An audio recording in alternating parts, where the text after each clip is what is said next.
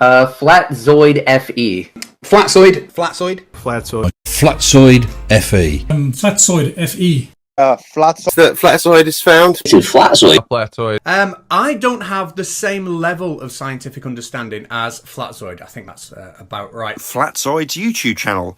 Subscribe today. Just going to do a quick demonstration, as I see tides is a big topic at the moment with anti-flat earthers and globe believers.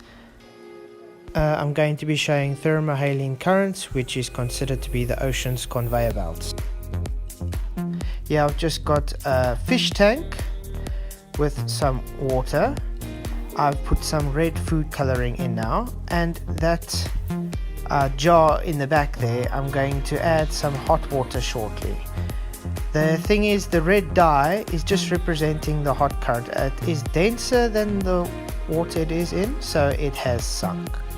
Now when I'm adding the hot water to the jar to heat that area up, you will see that it will start to rise and want to go to the opposite side where it is a colder area, because always hot to cold. Now you must remember, when something gets hotter, it is less dense than when it's colder. Well, this is according to with water. Especially when it comes to salt water, it becomes more saline. Yeah, I added an ice pack to represent the polar ice caps. I'm throwing in some vanilla essence because I didn't have another color food dye, but it's fine. It gives a representation of what's going on.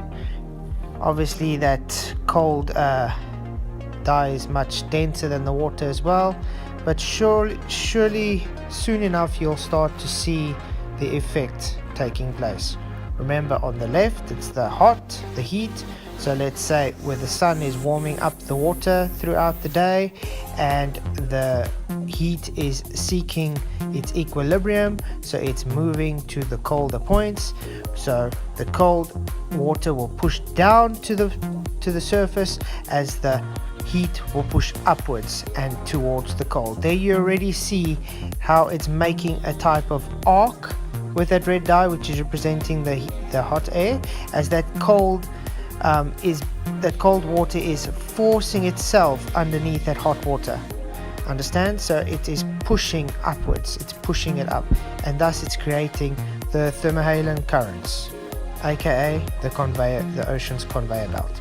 Now without this happening, the oceans would not be experiencing any tides. You need this for the bottom portions of the ocean to move, while the wind helps with the top portions of the oceans to move, and the topography with the land masses everywhere.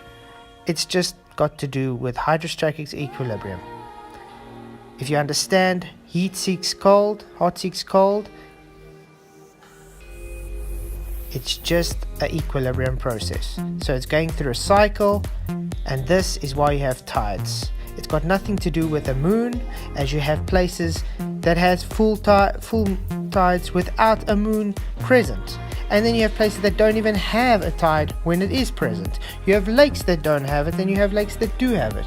It's all just got to do with the cycles, aka no gravitational pull whatsoever. That is just a fundamental belief. So I challenge everybody that believes it's the moon's gravitational pull to please go and find me one scientific hypothesis and experiment validating gravity exists.